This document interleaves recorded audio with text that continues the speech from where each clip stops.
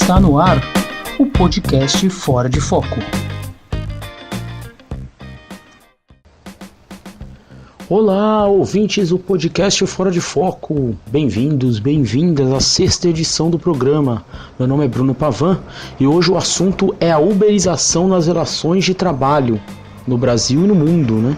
É essa tendência, como nós devemos ler essa tendência. E vamos logo para as delongas, e como o nome já diz, será longa.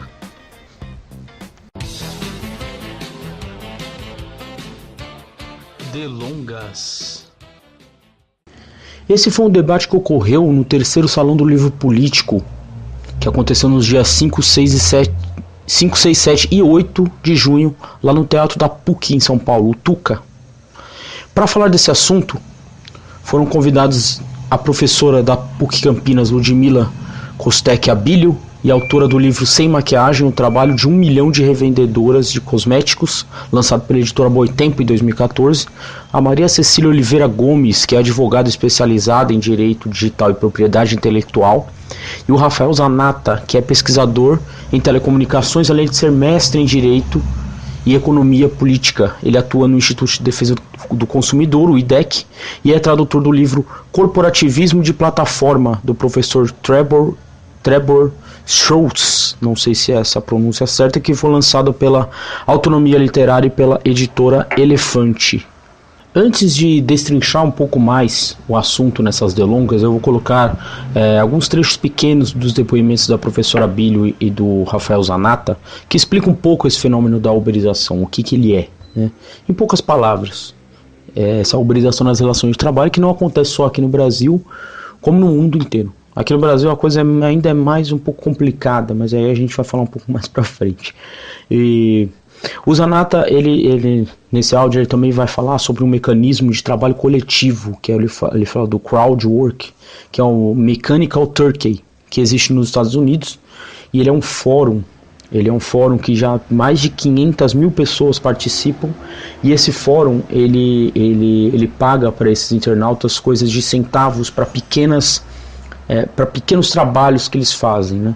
Isso ainda está mais feito, né, e mais estruturado nos Estados Unidos, mas aqui no Brasil ele já deu um exemplo, que é um serviço chamado Procure um Nerd, eu acho que é isso, que ele se você está com problemas no computador, para formatar o computador, você entra nesse site e procura um cara, né, que manja de computador, que eles estão chamando todos de nerd, para fazer esse trabalho para você.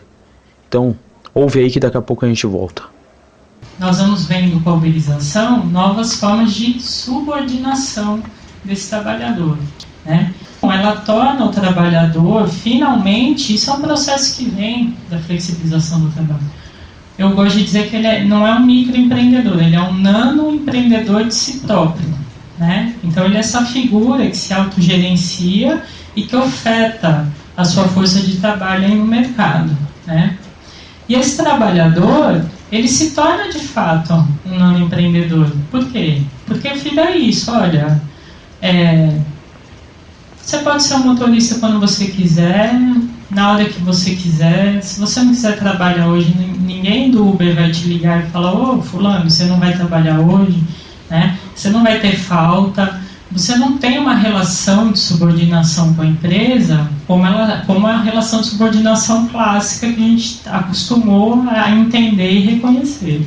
É um tipo de plataforma de trabalho que tem sido chamada pela Organização Internacional do Trabalho de Trabalho da Multidão, crowd working, e que se conecta com esse debate nosso de uberização, porque em geral quando a gente fala de uberização, usei o termo que é recente, nas discussões acadêmicas ou de ciência política ou de jornalismo, sempre vem à mente alguns outros conceitos como precarização do trabalho, desconexão do trabalhador com os seus pares, e aí a dificuldade de se organizar, isso de forma sindical ou lutar por direitos, a completa impossibilidade de barganhar as condições de trabalho, porque na verdade eu sou empregador de uma empresa de tecnologia, não é uma empresa conectada precisamente com aquilo que você faz. Então a Uber, por exemplo, se diz como empresa de tecnologia, não como empresa de transporte.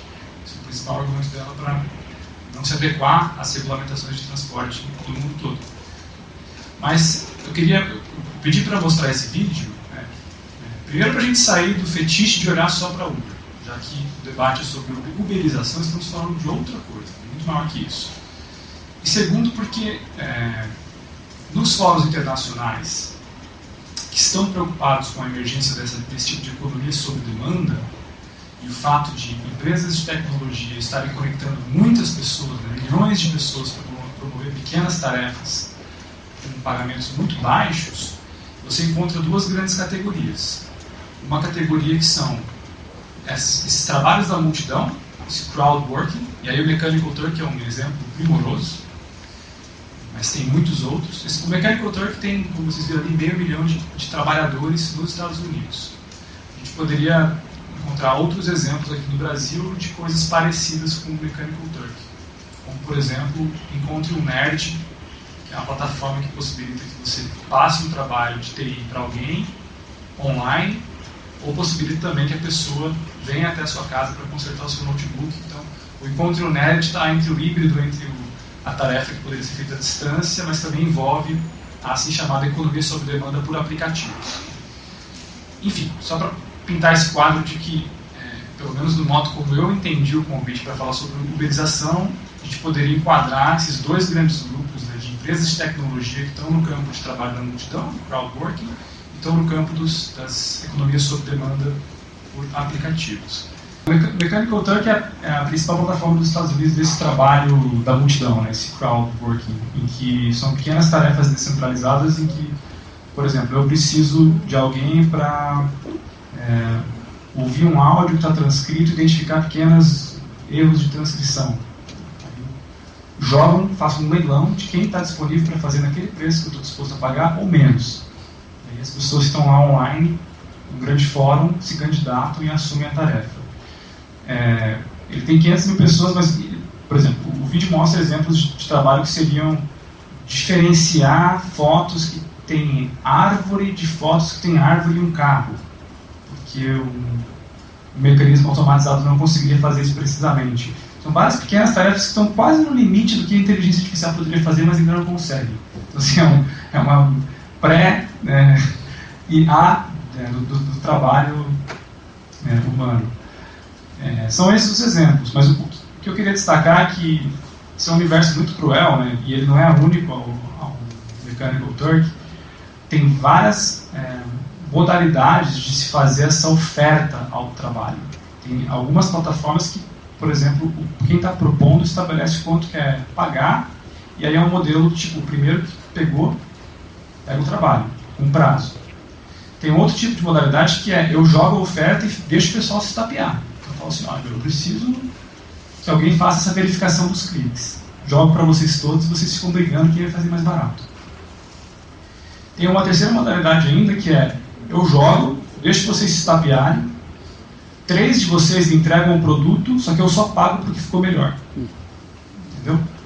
Então, tem esse texto da OIT, da Organização Internacional do Trabalho, do Valério de Stefano, que é um cara do direito do trabalho que fica investigando essas diferentes modalidades de trabalho.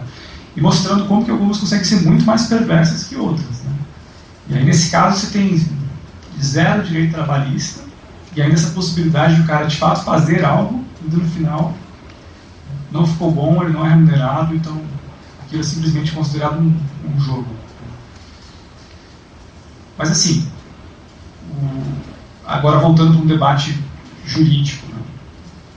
A gente está num momento de ebulição muito interessante de contestação da narrativa de que esses trabalhadores são todos autônomos. O direito do trabalho tem um dos princípios básicos, né, canônicos, que chama primazia dos fatos.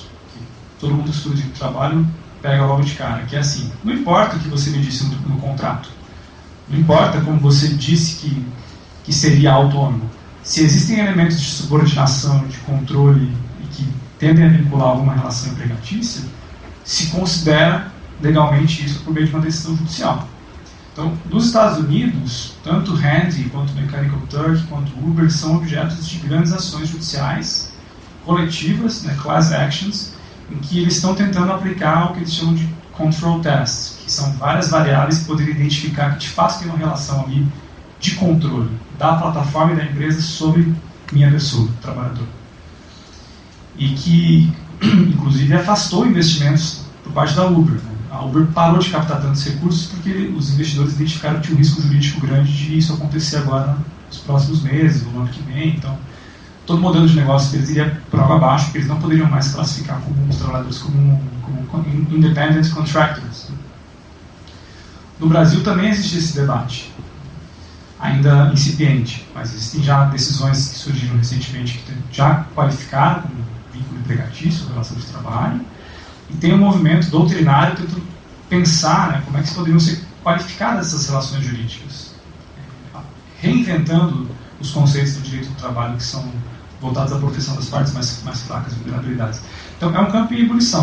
Tem um camarada chamado Renan Calil, que é um promotor do trabalho, participou desse projeto de pesquisa que eu fiz lá no Internet Lab, que vai sair um livro agora chamado Economias do Compartilhamento e o Direito, e o Calil tem um capítulo de livro trazendo essa discussão especificamente para o contexto brasileiro, né, a partir da legislação brasileira, das teorias que permeiam o direito do trabalho e como que isso pode se desdobrar nos próximos anos. O que eu posso te dizer é que, assim, não estamos num cenário, né, de isolamento total, tudo está perdido, ó céus, não há o que fazer. Pelo contrário, tem grandes batalhas jurídicas sendo travadas e um exercício de redefinição de conceitos, né, para redefinir algum grau de justiça, ou de redistribuição, ou de proteção à vulnerabilidade que essas plataformas tentam impor igual abaixo. Mesmo nos Estados Unidos, que é um país com uma tendência mais liberalizada. A professora Ludmila Abílio, ela tem um livro muito interessante, que ela faz um estudo das revendedoras da Natura, como eu já disse lá no começo, ele foi lançado pela Boitempo, em 2014.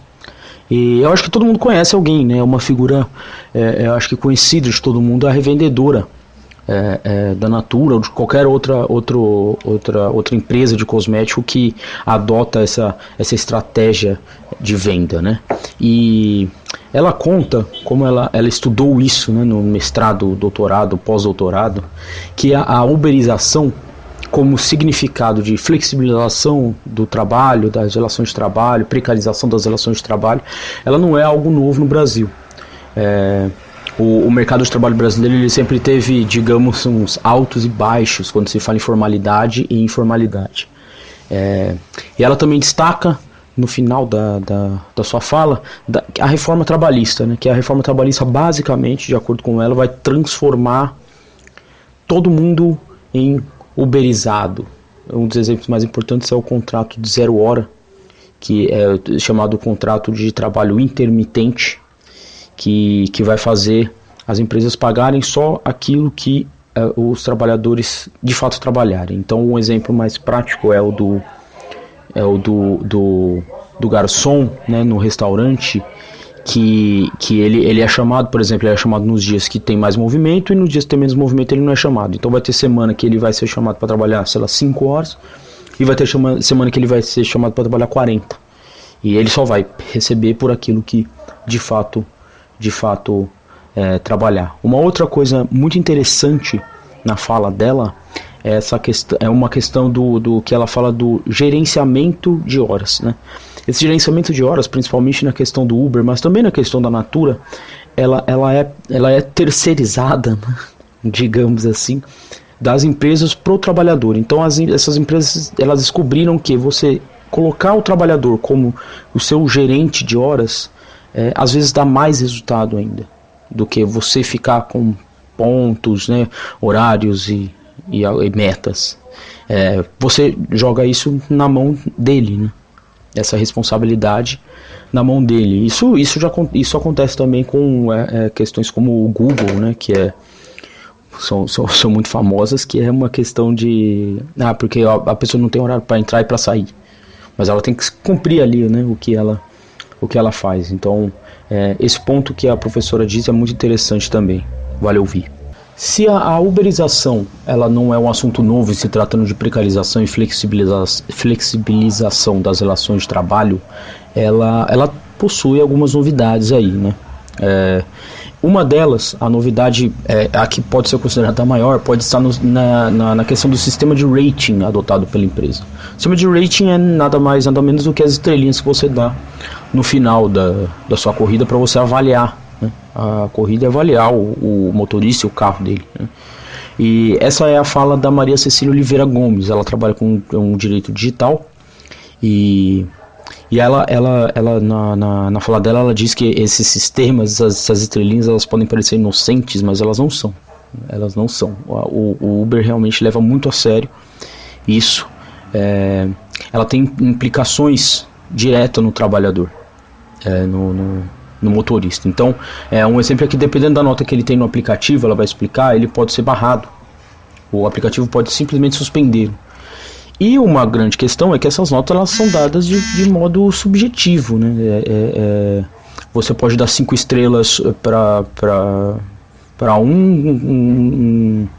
e o mesmo motorista que fez a mesma viagem com outra pessoa pode receber 4 estrelas porque, sei lá, ele não tem a bala que você prefere, né?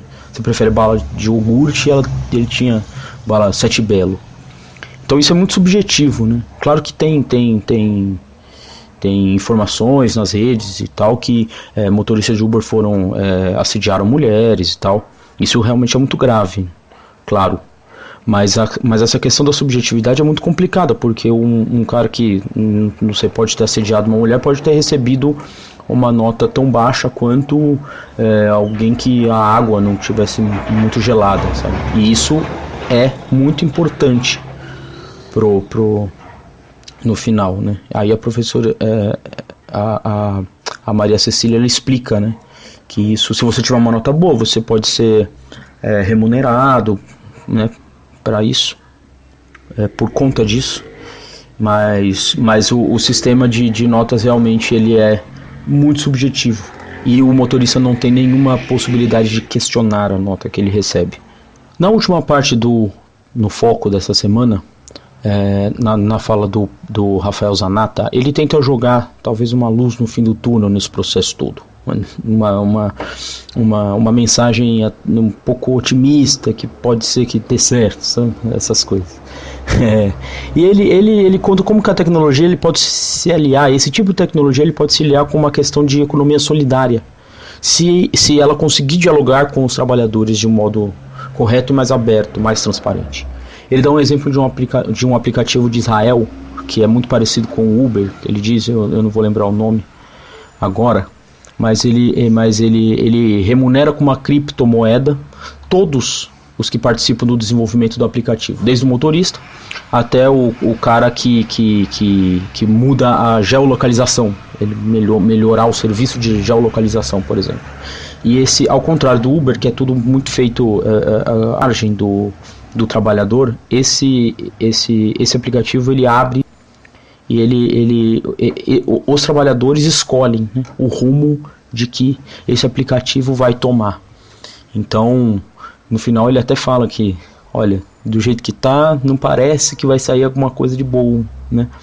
Mas eu acho que a fala dele é muito legal porque explica como que a tecnologia, a programação, ela pode ser feita também para emancipar, assim, né, e transformar as relações de trabalho em algo mais positivo. Bom, e aí, sem mais delongas, que eu já falei demais, vamos ao foco dessa semana. No foco.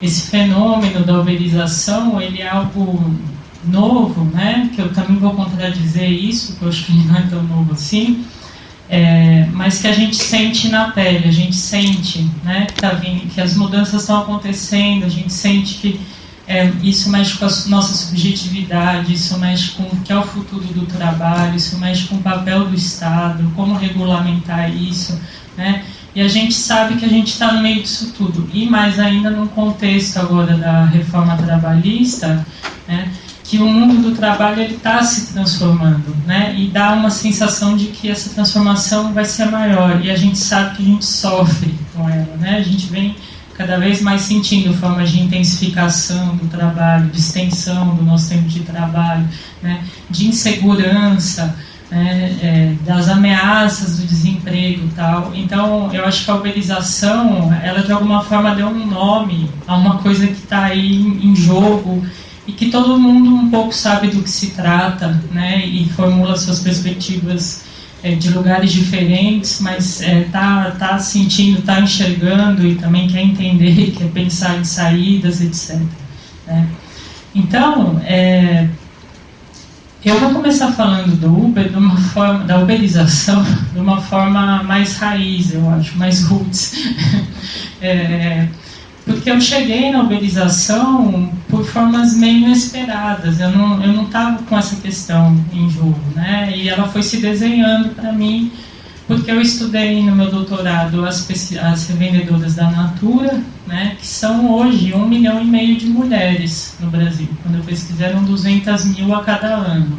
Né? No fim, começou em 200 mil, quando eu acabei meu doutorado, já eram 1 milhão de mulheres. E eu tinha uma questão central, né? Eu queria entender como era a relação de trabalho dessas mulheres, e a questão do gênero é muito forte, de um trabalho que não tem trabalho, né, que chama a mulher a ser uma empreendedora de si, ao mesmo tempo não reconhece isso como trabalho.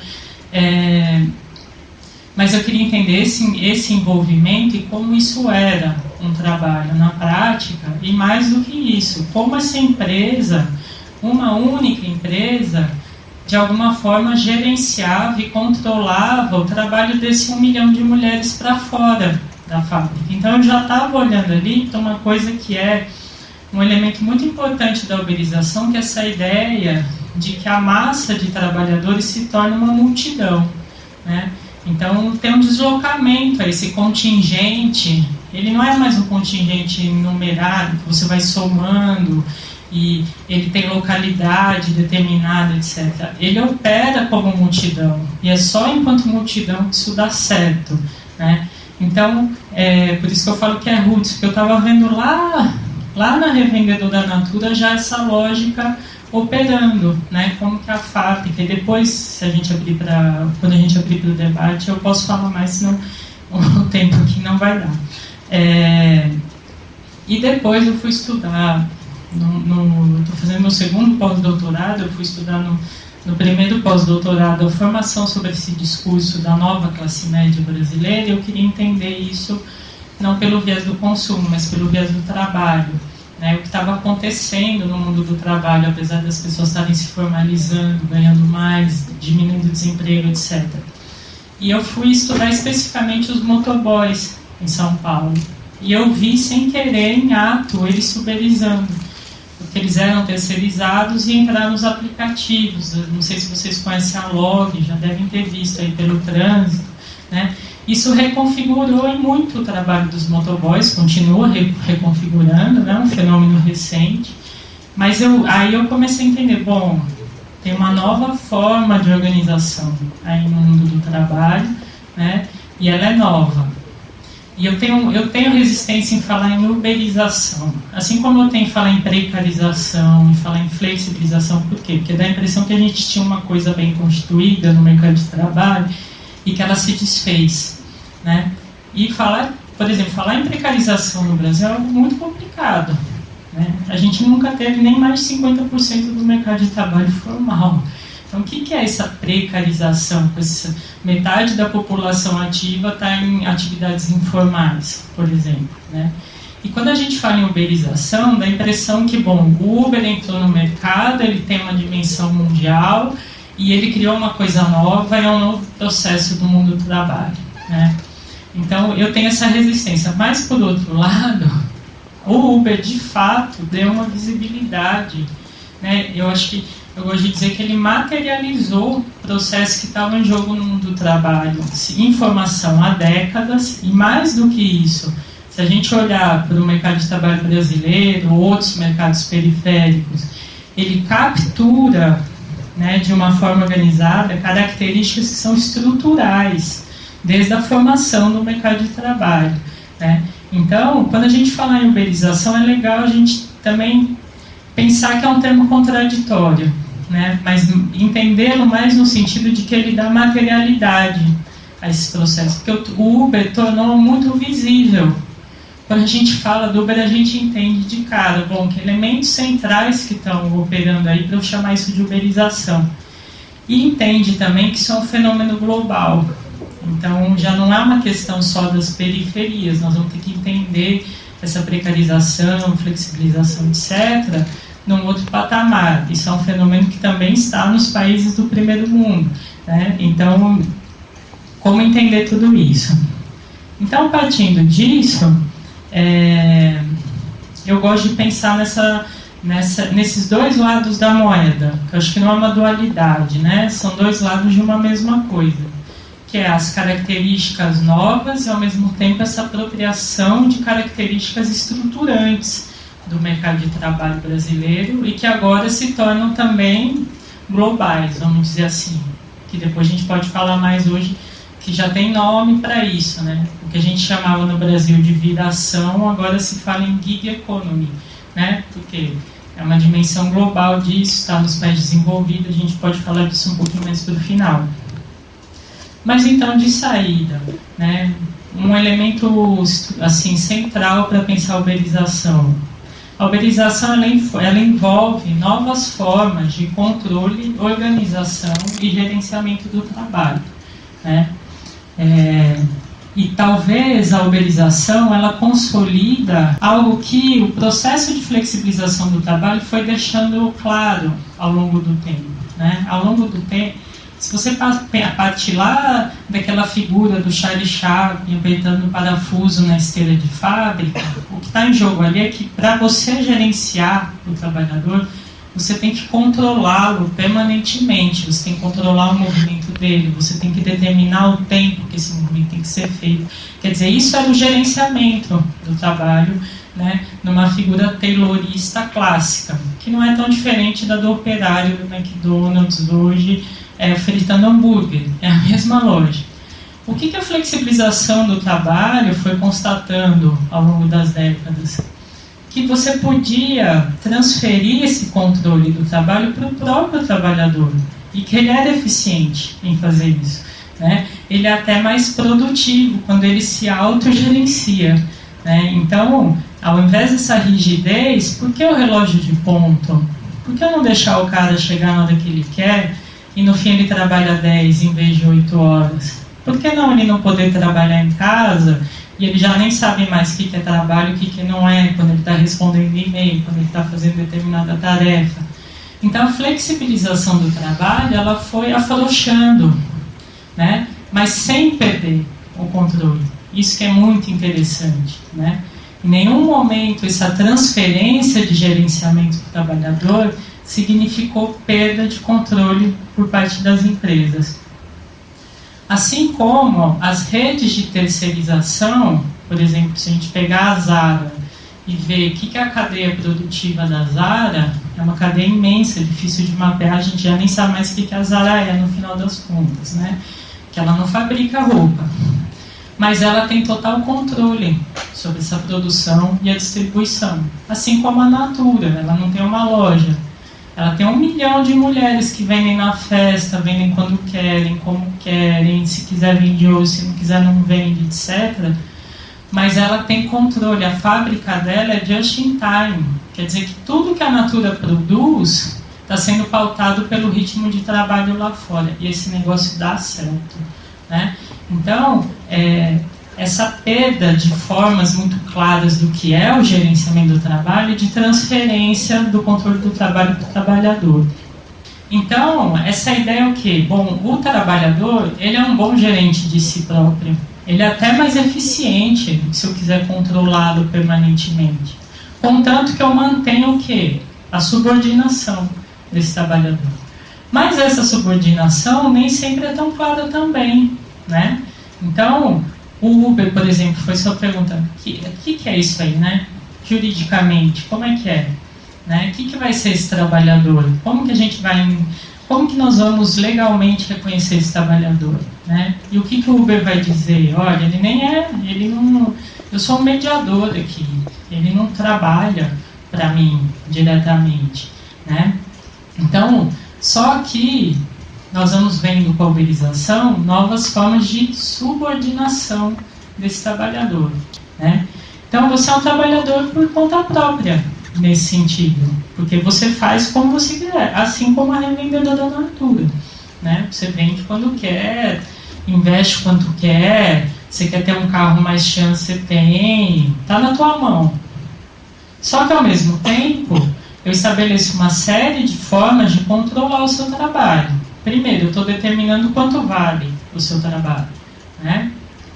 Segundo, eu estou determinando as regras que definem a qualidade do seu trabalho, né?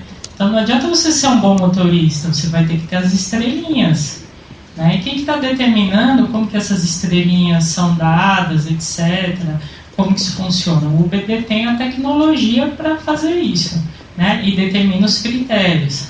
As suas estrelinhas, como a Maria Cecília estava me explicando melhor, também determina o acesso que você tem ao trabalho, né?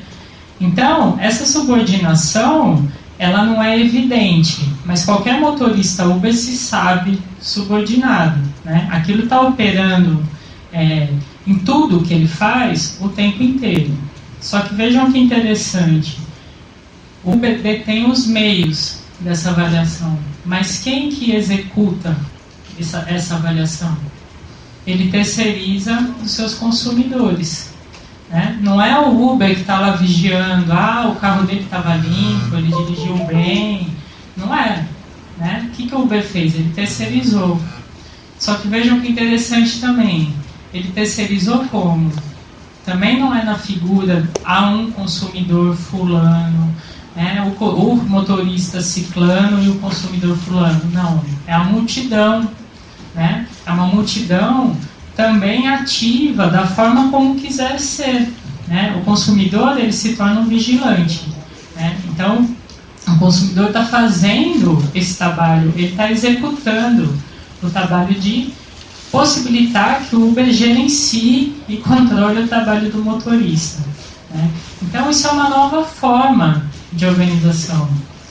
E mais do que isso, essa ideia da multidão, né? E essa ideia do quê? Da adesão.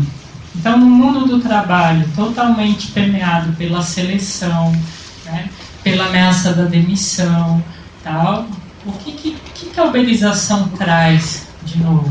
Ela te transforma num nano-empreendedor e ela diz para você, se você quiser se dedicar, tem lugar, só faça seu cadastro, né? Eu não vou faço uma entrevista, até pode ter aplicativo que faz, né?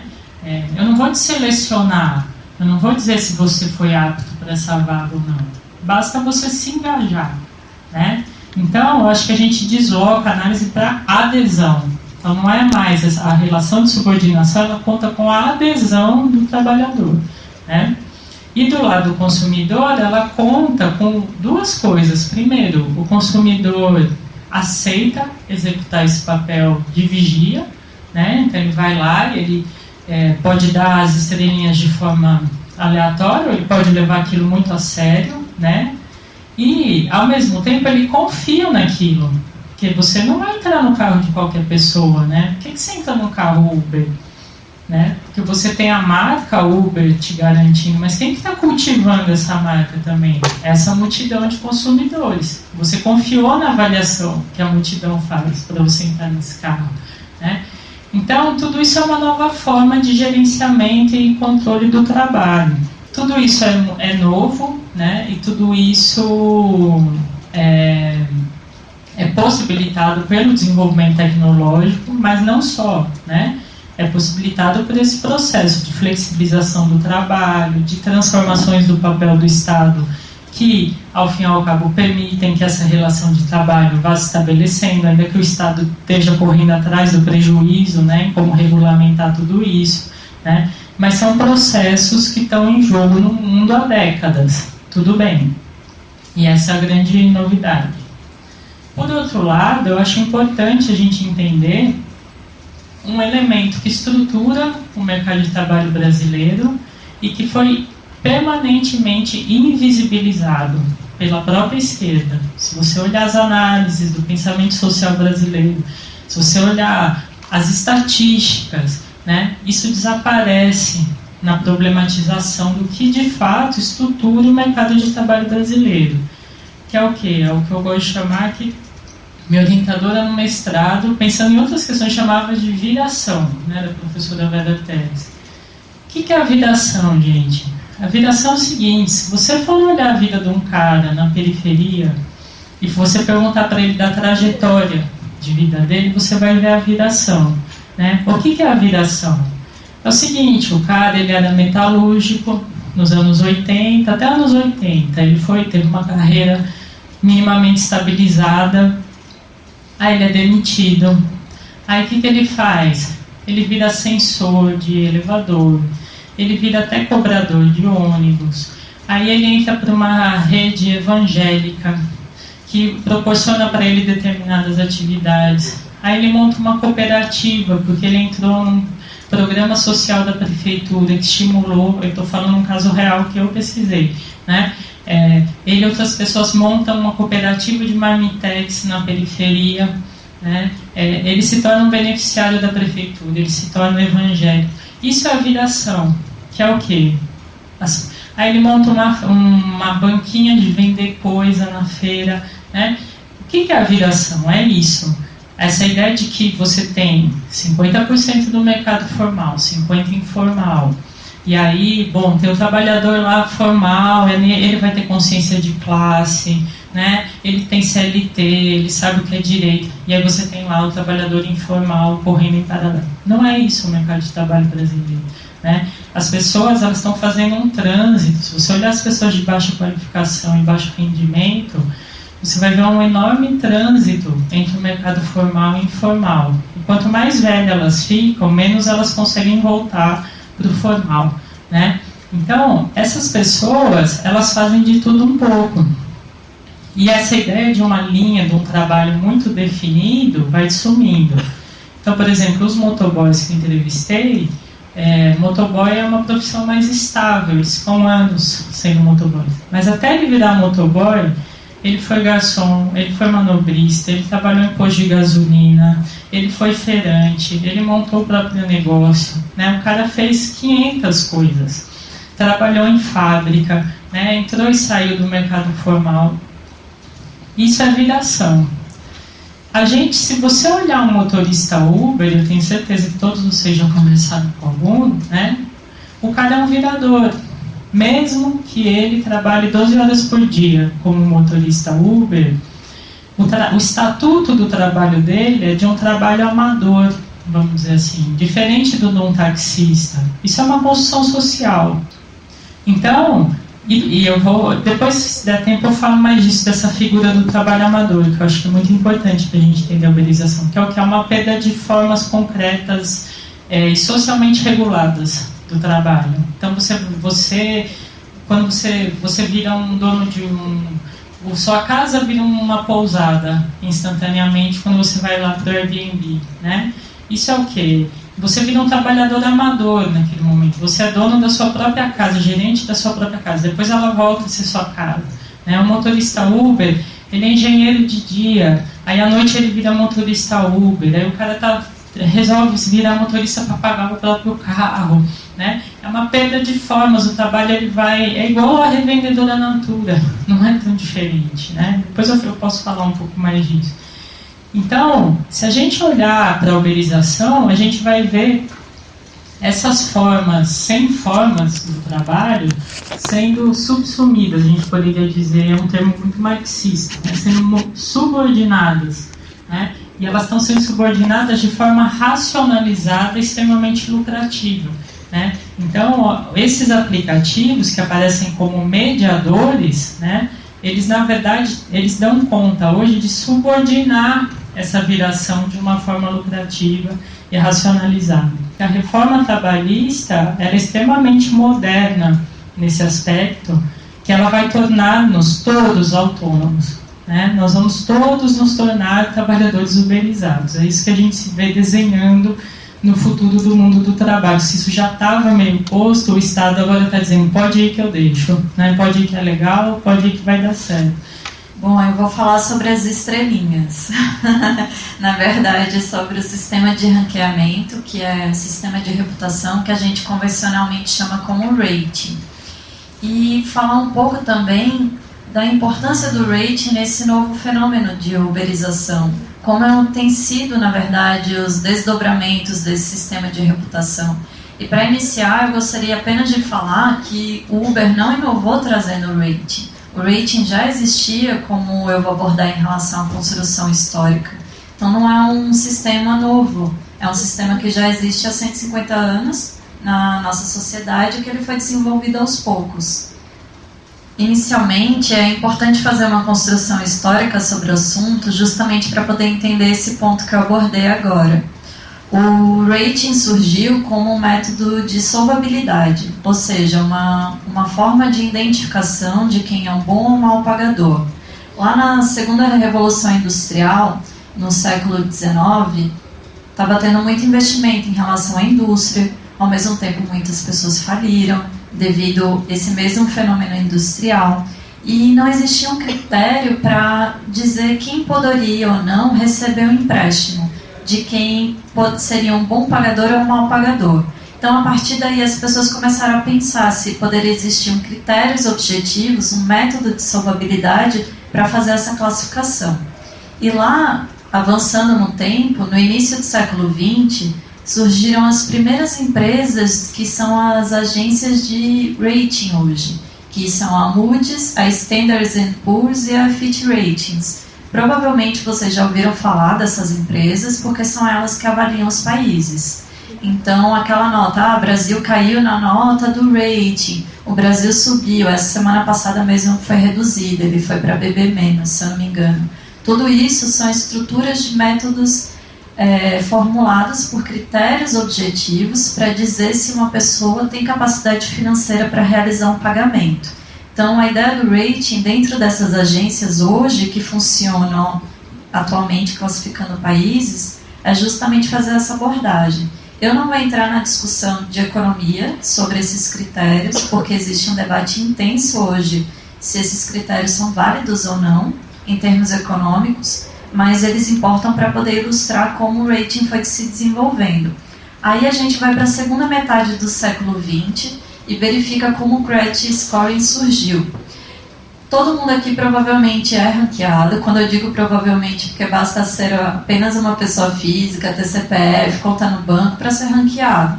Você não precisa estar no aplicativo, como o Uber, por exemplo. Então, lá no credit scoring, ele vai fazer avaliações de pessoas físicas também. A gente sai um pouco do cenário de países, vai para pessoas físicas, onde elas são avaliadas por também critérios objetivos, para dizer se elas podem ou não receber empréstimo, se elas são ou não boas pagadoras. E o interessante do credit scoring é o que a gente chama de estratificação social. É todo mundo ser enquadrado dentro de um perfil socioeconômico. Então, eu, Maria Cecília, para o Serasa, por exemplo, eu estou enquadrada em algum perfil socioeconômico deles, que vai poder fazer essa classificação de dizer se eu vou conseguir ou não pagar uma conta, se eu posso receber ou não um empréstimo.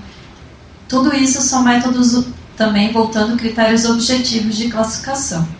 Só que aí a gente avança mais um pouquinho no tempo e vai para o início dos anos 2000, quando surgiu o e-commerce na internet. A partir daí as plataformas já estavam se desenvolvendo.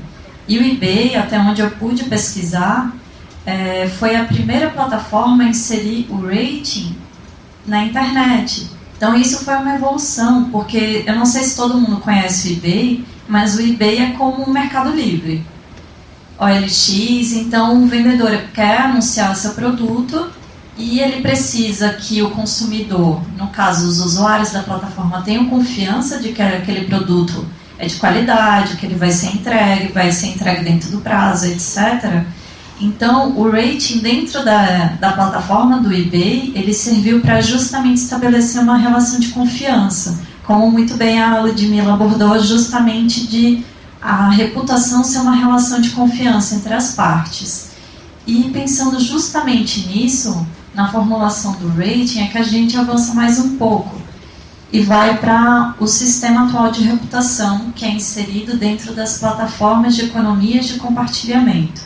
No caso em questão, eu vou tratar da Uber especificamente, mas eu conversei com muitas pessoas que dirigem para Uber, dirigem para Cabify, dirigem para 99 Pop, para poder entender a importância e a relevância desse sistema hoje na prestação de serviço. E como esse sistema é pautado em critérios puramente subjetivos.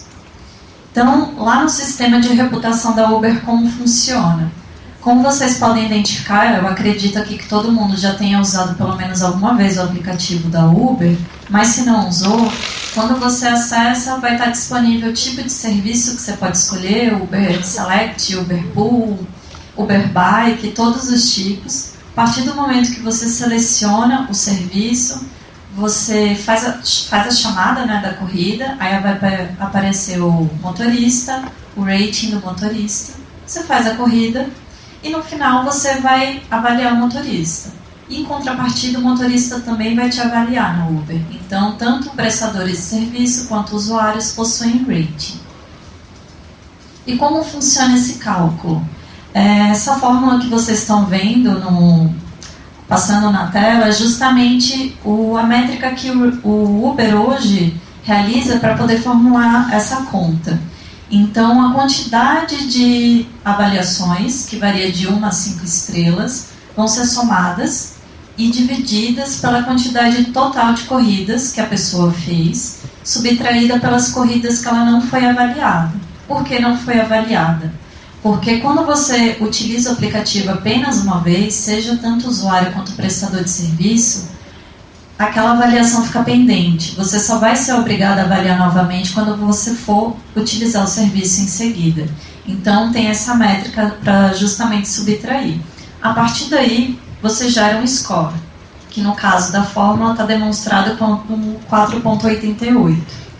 Em seguida, você vê que existe esse outro tipo de categoria de rating, que significa o quê?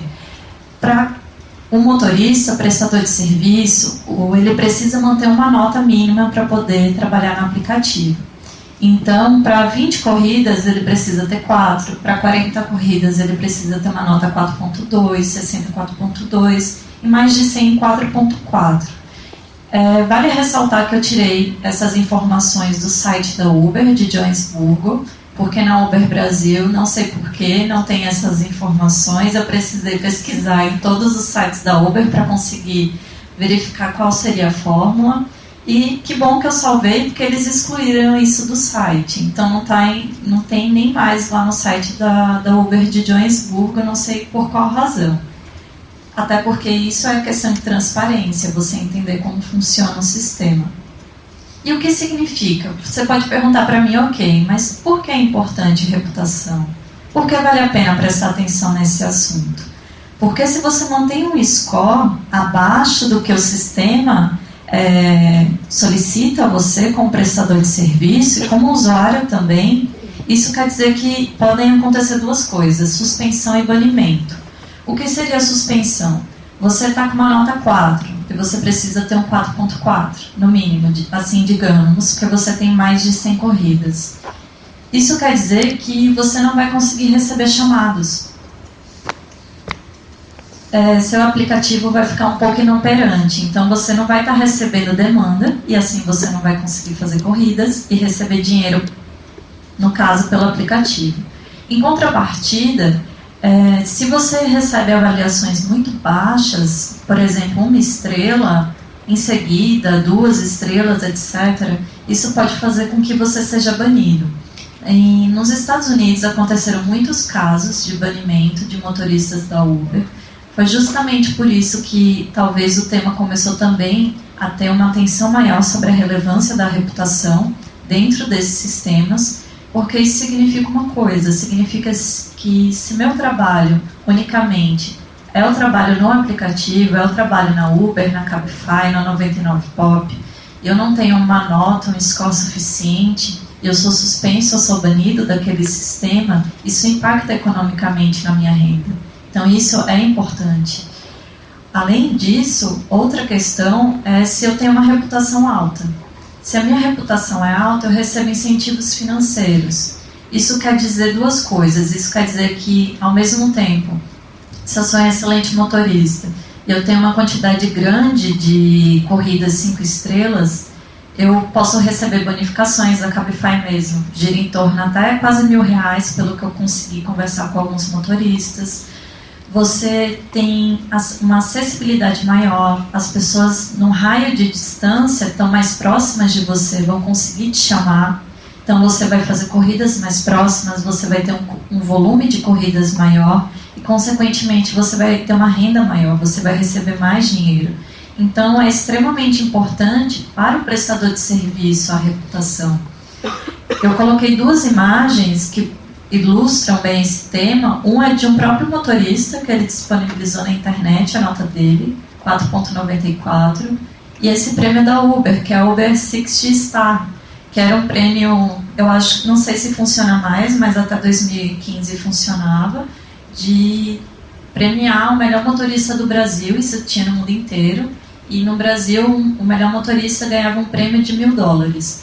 Então, a Uber, com esse sistema de reputação, ela dá benefícios financeiros, econômicos para as pessoas. E, ao mesmo tempo, ela tira, caso você não consiga manter um score adequado. E o que a Uber fala sobre isso? Ela fala que as avaliações promovem o respeito mútuo entre usuários e motoristas, isso fortalece a nossa comunidade, faz com que todos aproveitem ao máximo a experiência com a Uber. Assim como você espera ser bem tratado pelos motoristas, eles esperam receber o mesmo tipo de tratamento dos usuários. Eu gostaria que vocês prestassem atenção agora nessa última frase. Ter uma avaliação alta é muito mais do que poder contar vantagem para os seus amigos. É sinal de que as pessoas gostaram de viajar com você, dê sempre o seu melhor.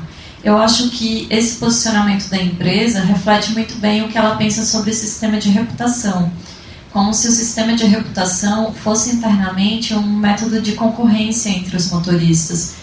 Tanto para motorista quanto para usuário, para as pessoas sempre serem gentis, educadas, darem o seu melhor, perguntar se você quer o ar-condicionado ligado, desligado, te oferecer água, enfim.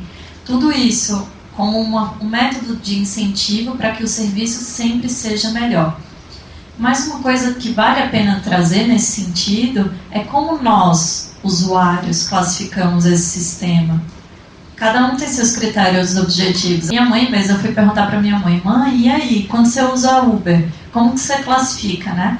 Ela disse, eu nunca dou 5. Eu só dou 5 se ele me perguntar do ar-condicionado, se ele me perguntar da rádio, se o carro não estiver cheirando a cigarro, se ele fizer isso, isso e aquilo. Isso é um critério da empresa? Não, isso é um critério subjetivo, é o critério da minha mãe. Então, para vocês verem como destoa, né, de pessoa a pessoa, como um bom humor ou um mau humor pode implicar numa nota baixa. Um 4 não é bom. E às vezes você está dando um 4 achando que tá ótimo. É isso aí. Quando, na verdade, a métrica do sistema do Uber exige de outra forma que você sempre tenha um 5. Para que você possa ter essa manutenção do seu trabalho no sistema. Então, as avaliações importam e a forma como as avaliações precisam ser feitas importam também. E como eu não poderia deixar de colocar a minha avaliação no Uber, justamente para dizer que todos nós somos ranqueados, querendo ou não, independente de você estar na Uber, se é ranqueado pelo seu credit scoring, por qualquer métrica que esses sistemas utilizem, você está sendo ranqueado. Nós somos ranqueados. A diferença é que talvez esse ranqueamento não seja um ranqueamento consciente, nem da empresa no sentido de marketing, de como as pessoas precisam receber orientação para fazer boas avaliações, nem no estabelecimento de critérios e nem da nossa parte, porque os nossos critérios nesse sistema de reputação são totalmente subjetivos, eles não seguem uma regra, eles são pessoais. Então, eu gostaria de dizer que talvez eu seja um 4,89 por algumas razões. Eu não sou 5. Porque quando eu estava pesquisando sobre isso, eu gosto de conversar com todo mundo. Aí eu entrava dentro do carro aqui em São Paulo, eu andava muito de Uber, Cabify, 99 Pop, eu andava de todos. E eu queria entender melhor o sistema de reputação. E aí eu perguntava para os motoristas o que eles achavam, o que eles pensavam do sistema, o que era importante, etc. E eu viajava naquela época muito a trabalho. Então eu consegui conversar com motoristas de São Paulo, do Paraná, Rio de Janeiro e Espírito Santo. Então eu conversei com muita gente. Isso deu uma amplitude muito grande para como funcionava na prática o sistema de reputação e a profundidade dele, e os desdobramentos dele.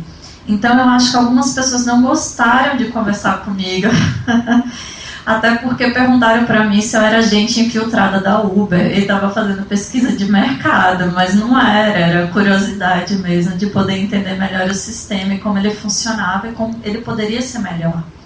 Mas de toda forma, eu acho que essa conversa lembra muito Black Mirror. Não sei se todo mundo assistiu aqui. 3ª temporada, episódio 1, assistam, vale a pena. Se trata exatamente sobre reputação. E se eu estivesse no mundo do Black Mirror, eu acho que eu estaria bem. Isso quer dizer que se eu fosse em 4,89 lá, eu ia ter uma casa boa, um carro bom, um emprego bom. Porque no Black Mirror é interessante como o sistema de reputação, ele alcança uma dominação global muito maior, ele está inserido de forma intrínseca no sistema. Então, a sua reputação, ela reflete todo tipo de serviço, produto, acesso. Então, é muito interessante. A Leslie, coitada, não estava muito bem no episódio, que é a personagem, mas recomendo muito vocês assistirem. Aí vocês me perguntam, e aí, tem jeito para tudo isso? Tem, na verdade eu vou apenas pincelar, devido ao tempo de apresentação, algumas possibilidades de melhorias em relação a esse sistema. Então eu vou falar sobre 2 coisas. Como eu acho que eu consegui mostrar um pouco para vocês, esses critérios não são muito, como é que eu posso dizer, estabelecidos de forma horizontal. Não existe uma simetria de poder entre a empresa, prestador de serviço e usuário, não é uma relação reta, uma relação horizontal, pelo contrário, ela é vertical. Os critérios e a métrica são estabelecidos pela empresa.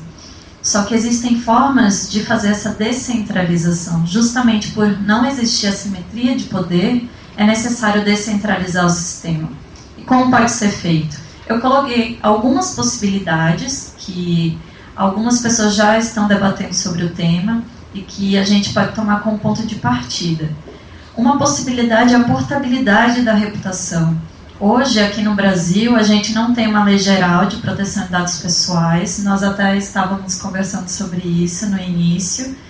O que a gente tem mais avançado é o projeto de lei 5276, 2016, que lá no artigo 18, inciso 5º, ele trata sobre portabilidade de dados, que o usuário, mediante a requisição, ele pode fazer a portabilidade de seus dados. E como seria isso em relação à reputação? Quer dizer que eu, motorista da Uber, Maria Cecília, 4,89, estou vendo que tá bom na Uber, mas assim, podia melhorar. Aí a Cabify vai e me oferece uma taxa menor de desconto na minha corrida, percentual, vamos supor que é 25, vai para 15, me oferece mais benefícios como motoristas, para que eu possa trabalhar dentro da plataforma. Mas aí eu penso, eu já fiz 300 corridas na Uber, eu tenho 1000 comentários, eu tenho uma nota super boa, por que eu vou mudar? Para mim não é vantajoso mudar se eu não puder levar minha reputação, porque eu já construí minha reputação, eu já construí minha nota, e ela é extremamente importante para esse sistema. Então, a partir do momento que você dá essa possibilidade da pessoa fazer a portabilidade dos dados da reputação, se torna mais atrativo existir concorrência. E com o aumento da concorrência, a qualidade e a prestação de serviço melhora, porque as empresas vão se empenhar em manter as pessoas dentro das suas plataformas, que é o que a gente já vê hoje em relação à portabilidade de dados telefônicos. Todo mundo aqui quer mudar, eu mesma mudei no início do ano, eu era TIM, fui para Vivo, fiz a portabilidade do meu número telefônico. Então isso é uma opção do usuário, e que se for implementado nesse tipo de plataformas, pode gerar uma melhoria na prestação de serviço. Além disso, outro tema que poderia melhorar na questão de descentralização seria a possibilidade de resposta. Hoje, os motoristas não conseguem questionar as avaliações. Quando eu digo não conseguem, eles não conseguem mesmo. Quer dizer que se eu faço 10 corridas no dia e recebo 4 nas 10, eu não consigo questionar essas notas. Eu não consigo saber o que deu errado, porque não fui 5. Eu só consigo falar com a empresa se eu receber uma nota 1, por exemplo, e a empresa me chamar para conversar lá no escritório dela. Aí a empresa vai estar entrando em contato comigo. Eu posso até mandar um e-mail, tentar entrar num canal de contato, mas não é a mesma coisa. não dá essa possibilidade de você questionar o porquê, de você entender o porquê a pessoa te deu uma nota baixa, sendo que elas faltam nos critérios dela pessoais. E tudo isso geraria uma maior acessibilidade e transparência, todas essas questões. Porque hoje o que a gente verifica é que a Uber, especificamente, ela barra essa questão de contato, porque ela não quer demonstrar que ela tem vínculo empregatício. Então, uma fórmula que a empresa encontra é justamente não abrindo um canal transparente, um canal acessível para os motoristas. Eles não conseguem entrar em contato com a empresa nem para questionar as avaliações, nem para dizer que, sei lá, foram assaltados, aconteceu algum problema. É difícil, não é uma coisa fácil, não é uma coisa que eles conseguem ter um acesso mais tranquilo em relação ao tema. Então, todas essas questões poderiam melhorar. E a mensagem que eu queria passar, justamente nessa exposição, é para dizer uma coisa. Todos nós deveríamos tomar consciência do sistema de reputação. Todos nós somos ranqueados. É importante que a gente saiba a forma como esse ranqueamento é feito, a forma como a nossa reputação é elaborada, porque isso impacta economicamente na nossa vida. E que todos nós somos agentes de mudança no mundo. Que essa forma, essa construção de critérios, ela pode ser colaborativa. Ela não precisa ser unilateral. Essa métrica não precisa partir de uma empresa. Ela pode ser construída por todos os agentes, seja prestadores de serviços, usuários, por todos. Então é muito interessante que vocês pensem nisso a partir de agora e pensem 2 vezes antes de dar uma nota lá para o motorista do Uber, porque coitado, ele está trabalhando para justamente se manter no aplicativo. O que está por trás da uberização não é novo. Quais são esses elementos estruturais que estão por trás disso no mundo do trabalho e que nos ajudam a limpar um pouco o terreno para não considerar que é um fenômeno super recente ou que é algo extremamente inovador. A própria Maria Cecília resgatou esses elementos de rating que são extremamente antigos e que tem uma passagem aqui no livro da Ludmilla que ela retoma um trecho do Chico de Oliveira, uma passagem na neblina, no capítulo do livro que ele escreveu em Classes Sociais de Mudança, 17 anos atrás. Então vamos ver o que o velho Chico, está vivo ainda, um grande teórico social que eu respeito muito, disse lá atrás.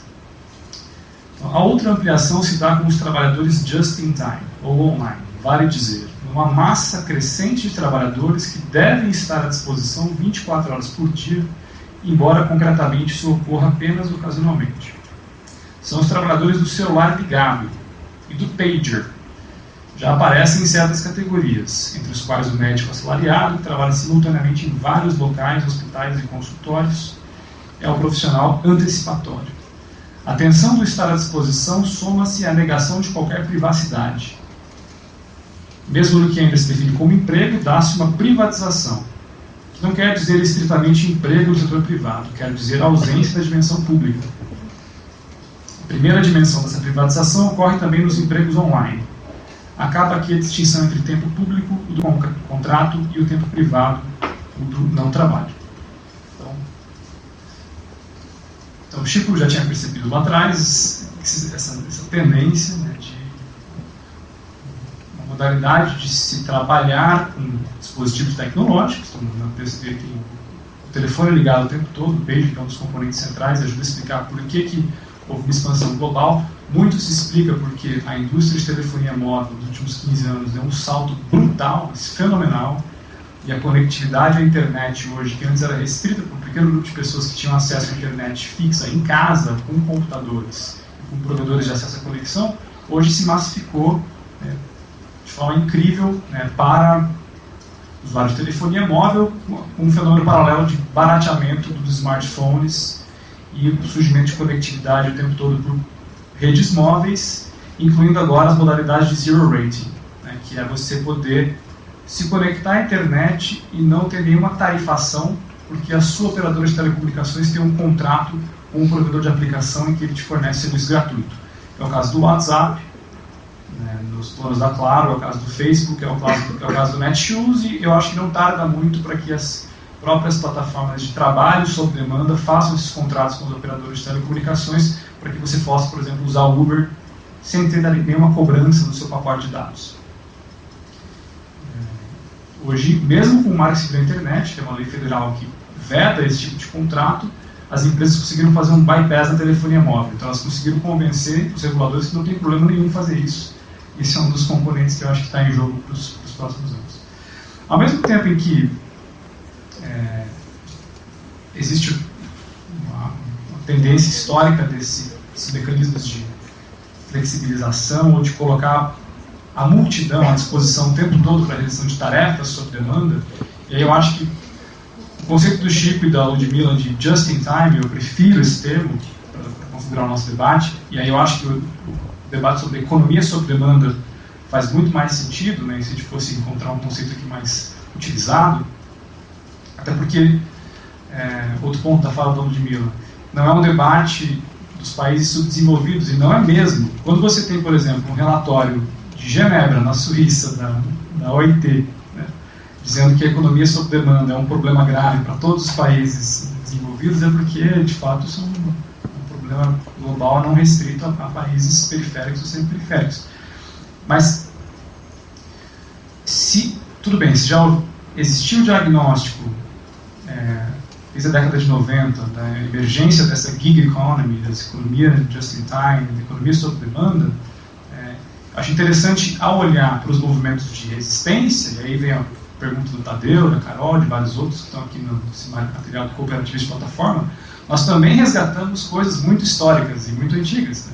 Por exemplo, a modalidade de organização via cooperativas, ou a disputa em torno da propriedade, né, que se dá em torno da plataforma ou do médium, um meio que iria organizar as relações de trabalho, como você performa, como você executa, como você estabelece relações de troca. Então, o que eu acho interessante, e aqui fazendo um recorte específico sobre o cooperativismo de plataforma enquanto um movimento social global, um movimento de resistência que busca contestar a ideia de que não é preciso se limitar a um modelo único de organização para essas economias sob demanda. É possível disputar modelos organizacionais das economias sob demanda, inclusive sobre quem detém a propriedade sobre os sistemas de matching, sobre os códigos e os softwares que estruturam as relações de intermediação, e disputar a noção de quem tem a voz na definição do código. E o código estrutura o como deve ser. Né? O código aqui ele tem um caráter normativo muito forte. Então, a equipe de programadores da Uber, quando eles programam que se você cair de 4.2 depois de 100 corridas e desconecta o usuário, isso é uma decisão programada. E a questão sempre em jogo nos trabalhadores da Uber é: por que eu não tenho voz nenhuma sobre isso? Se eu acho injusto, eu não tenho a menor possibilidade de discutir isso. Eu não tenho a possibilidade nem de entrar numa assembleia online, uma mega reunião via Jitsi ou Skype para dizer: eu acho isso uma tremenda sacanagem e gostaria que vocês reconsiderassem o código que está determinando como isso funciona. No movimento de cooperativismo de plataforma, esses canais de focalização, de percepção do que é justo, do que é injusto, como deve ser, eles são estruturados, primeiro, ao considerar o trabalhador como um cooperado e com direito de voz e participação econômica democrática. O que não é nenhuma novidade. Se você olhar para a história do cooperativismo, e esses são os princípios que estruturam o cooperativismo de plataforma, são os mesmos princípios que estruturavam o cooperativismo clássico e o cooperativismo de trabalho aqui no Brasil, que se deu, por exemplo, com todo o projeto da Unitrabalho, do movimento de economia solidária e das tentativas de pensar essas políticas de incentivo. O grande desafio que eu vejo, e acho que é um desafio brutal, e faz um ano que a gente vem discutindo como é que isso pode se expandir aqui no Brasil, considerando que já existe toda uma tradição de economia solidária, de cooperativismo, é o distanciamento da turma de TI e da programação. E a dificuldade que é, cada vez mais,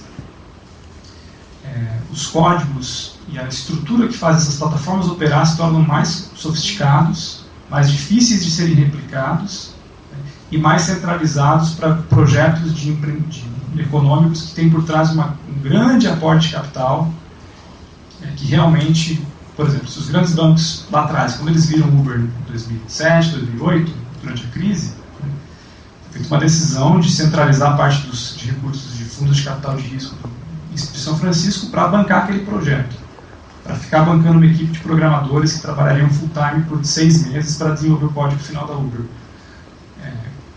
Como nós fazemos isso no movimento de cooperativismo? Ter os recursos e o know-how e a expertise de programação para poder fazer com que essas plataformas sejam de propriedade dos cooperados. Esse é um desafio enorme. Tem exemplos que são interessantes, né? E aí entra uma discussão entre o movimento do cooperativismo de plataforma, o papel das universidades e o papel das políticas públicas. Vou dar um exemplo que eu acho bastante legal. Uma das cooperativas, que é uma das mais antigas, que é citada no material do Trevor e sempre aparece nesses debates, é uma cooperativa chamada Si Se Puede, Yes We Can, lá de Nova York, que é uma cooperativa de trabalhadoras latinas, imigrantes, que montaram a sua cooperativa de limpeza. E agora estruturaram o seu aplicativo, que é um aplicativo de pedido sob demanda. Então, você abre o Yes We Can, o Si Se Puede, você pede a faxina na tua casa, só que não tem nenhuma empresa financiada por fundos de capital de risco tirando, fazendo aquela extração dos 15% ou 20% e mandando para um grupo de investidores. Todo o valor é redistribuído entre as trabalhadoras. Para operar esse tipo de plataforma, foi feito um consórcio, né, uma parceria com programadores que estavam numa universidade e a obtenção de recursos de um fundo de apoio ao cooperativismo na cidade de Nova York. Então, assim, quando você olha o caso concreto de como é que as coisas começaram a dar certo, você vê que não foi simplesmente a vontade de pessoas em situação de opressão querendo fazer o cooperativo de plataforma dar certo. É muito maior que isso. Então, assim, você tem que envolver os programadores e os coders que têm o know-how de como fazer aquilo funcionar. Você tem que ter acesso a recursos, e aí tem um papel de fundos de capital rotativo públicos para o cooperativismo, que deveriam ser pensados seriamente como política pública. E acho que essa discussão está completamente esvaziada no cenário para 2018. Não vejo aqui nenhum programa político que está olhando para isso, ou programa partidário. E que demonstra que os exemplos estão surgindo, pipocando, mas há muita dificuldade de ver como isso dá certo aqui no Brasil. Então, o livro traz vários exemplos, né? Por exemplo, Doconomics, que é uma grande plataforma de trabalho freelance, no qual os freelancers se tornam uma espécie de cooperados acionistas e recebem remuneração.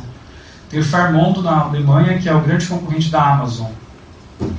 Tem o Lazus, de Israel, que é uma plataforma de corrida estruturada com tecnologia blockchain e com uma espécie de criptomoeda que eles chamam de ZUS, no qual qualquer pessoa que participa do Lazus, seja dirigindo, seja aprimorando o código, seja fazendo georreferenciamento para que o mapa funcione melhor, todos eles recebem uma moeda social, uma criptomoeda, e podem depois estabelecer novas relações de troca a partir dessa moeda gerida pela plataforma.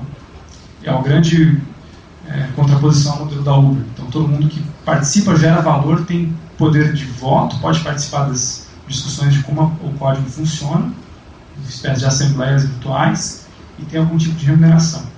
São exemplos que estão assim, espalhados em vários países, e faltam dos exemplos aqui concretos de modalidades de cooperativismo que iriam se contrapor, por exemplo, ao Encontre um Nerd, ou ao 99, que é a grande plataforma paulistana, que é um rival da Google. Então, está num trabalho aqui no Brasil, pensando aqui nessa agenda de como é que o cooperativismo e plataforma deslancha, um trabalho bastante incipiente de começar a organizar o movimento e trazer uma galera mais roots, digamos, das antigas, como o Ludmila colocou, que é o movimento de trabalho e os sindicatos. E foi muito bom quando a gente lançou o livro na Rosa Luxemburgo, em São Paulo, porque esse pessoal foi lá e eles conseguiram ter um debate com uma galera de software, né, que são pessoas que estão trabalhando com empresas de software, que algumas cooperativas de software que estão surgindo, e nós percebemos que são mundos ainda um pouco distantes. Então, a gente precisa unir mesmo essa turma. E uma anedota para mostrar como isso está bastante distanciado. Também, um debate sobre o futuro da economia solidária aqui no Brasil, com o professor Paul Singer, eu levantei essa pergunta, né, tipo, como é que então o movimento se reestrutura para se reorganizar, fazendo uma contraposição de modelos solidários ao Airbnb, ou ao Uber, ou mesmo a redes sociais? Aí o professor Paul Singer falou, olha, me desculpa, eu não consigo responder essa pergunta porque eu não sei nem o que é Airbnb, nem Uber, nem Facebook. Então, isso evidenciou, né, como que os pioneiros, quem trabalhou muito nessa área de economia solidária, de cooperativismo, acabou ficando distanciado do debate agora de plataformas sob demanda e empresas de tecnologia. Acho que tem uma ponte a ser feita aí central e resgatar uma tradição de movimentos sociais no Brasil que é muito forte e se conectar com a galera de tecnologia, digamos, e disputar os conceitos do que é inovação, do que é empreender na área, de como se organizar e contestar as narrativas únicas. Porque o capitalismo de vigilância, para usar aqui o termo da Shoshana Zuboff, né, ele passa uma falsa ideia de que todas as ações econômicas e todo tipo de empreendimento tem que se parecer com o Google, com o Facebook ou com a Uber. Então, todo o universo de tecnologia seria simplesmente pequenas réplicas desse mesmo modelo organizacional e de obtenção de lucro e de redistribuição, o que não é verdade. As economias são plurais. Assim, para quem começa a pesquisar a diversidade econômica ou antropologia econômica, são as primeiras coisas que surgem. Então, a gente tem esse resgate a fazer de mostrar como que as economias sob demandas podem ser plurais. E aí, trabalhar nessa chave de resistência, mostrar a pluralidade, há uma possibilidade de se investir no cooperativo de plataforma, mas não quero aqui passar para vocês nenhuma narrativa ingênua de que isso aqui é um projeto pronto para dar certo. Pelo contrário, nas condições atuais de distanciamento da velha guarda, de reforma trabalhista e de mais assaltos a direitos conquistados, e no sentimento de perplexidade, de crise, que tende a colocar as pessoas num ponto de inação, todo mundo desanimado para se organizar e se movimentar, acho que os desafios brasileiros são tremendos. Mas as fontes de inspiração existem, e são fontes de inspiração, não são coisas que devem ser simplesmente replicadas, mas nos devem provocar para pensar o que a gente pode fazer. Então, o livro serviu como esse pontapé. A gente não tem nenhuma resposta concreta, mas só um desejo mesmo de juntar mais pessoas, de organizar um movimento e de visualizar as alternativas. O primeiro passo é tirar o fetiche de que tudo tem que ser igual do Vale do Silício. E aí a gente começa a conversar sobre como construir nossas próprias economias com os dispositivos tecnológicos. Fim de papo!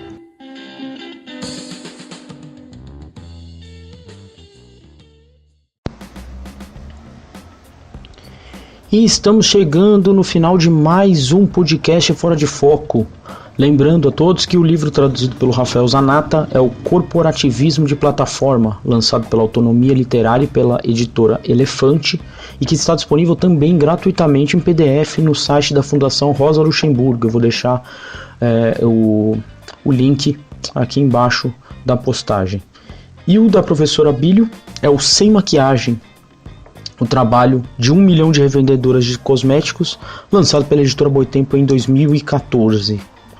Espero que tenham gostado do programa, um assunto muito interessante, eu achei, muito diferente e novo.